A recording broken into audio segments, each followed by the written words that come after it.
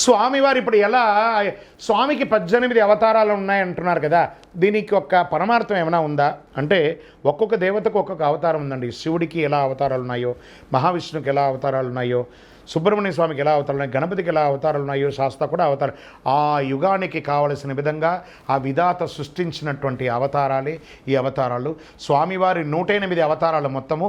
అందులో ప్రాముఖ్యంగా చెప్పబడే అవతారాలే 18 అవతారాలు అంటారు. అయ్యనారప్ప శాస్త, కాళశాస్త, వీరశాస్త, క్షిప్రుశాస్త, భూశాస్త, ఆకాశ శాస్త, కళ్యాణ వరద శాస్త, జగన్మోహన సుందర శాస్త, సుందర పాండ్య శాస్త, సంతానదాయక గోత్రు శాస్త, కళ్యాణ వరద శాస్త, అయ్యనారప్ప శాస్త, యోగ శాస్త, శిల్పశాస్త, క్షిప్రుశాస్త, భూశాస్త, ఆకాశ శాస్త, జ్ఞానశాస్త, కిరాస శాస్త్ర, సమ్మోహన శాస్త్ర, శిల్పశాస్త్ర, విశ్వశాస్త్ర, జీవశాస్త్రగా ఇలా 18 అవతారాలు స్వామివారి యొక్క. శాస్త్ర అంటే శాసించేవారు.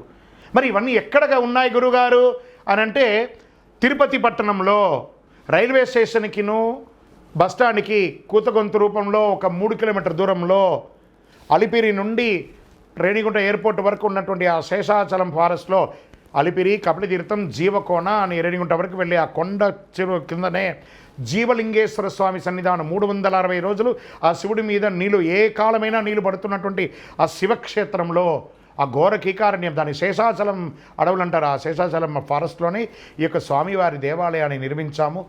భక్తులు పుట్టినందుకు ఒక్కసారైనా ఆ దేవాలయానికి రండి, 18 అవతారాల స్వామివారిని చూడండి, అనుభూతిని పొందండి. శరణమయ్యప్ప. గురుగారు, ఈ జ్యోతి దర్శనం అంటారు కదా, ఈ జ్యోతి అంటే ఏంటి, ఇది ఎలా అయ్యింది, దీని గురించి కాస్త ఏమైనా చెప్పగలరా అంటే, పందల రాజా వారు ఏమంటున్నారంటే మకర సంక్రాంతి రోజు స్వామివారు మీ యొక్క ఆభరణాలన్నీ నేను రాజుగా దర్శనం చేసుకుంటాను, ఆకాశంలో ఉత్తరా నక్షత్రంగా నేను మీకు దర్శనం ఇస్తాను. ఆ రోజు అక్కడ ఉన్నటువంటి ట్రైబల్స్, అడవి వాళ్ళందరూ ఉంటారు కదా, వాళ్ళందరూ ఇచ్చే హారతియే జ్యోతిగా ఉంటుంది. కాబట్టి అక్కడ కాంతమలై అనే ఒక కొండ, శబరిమలై నుంచి 360 degrees హైట్లో ఆ యొక్క ప్యారలల్గా అక్కడ ఒక కొండ ఉంటుంది, అది కాంతమలై అంటారు. ఆ ప్రాంతంలో స్వామివారికి అడవి వాళ్ళందరూ ఇచ్చే హారతియే జ్యోతి. ఆకాశంలో కనబడే నక్షత్రమే ఉత్తర నక్షత్రం. ఆ రోజు ఆ ఒక్క నక్షత్రం మాత్రమే ఉంటుంది. జ్యోతి దర్శనం ఎలా చేస్తున్నాం మనం?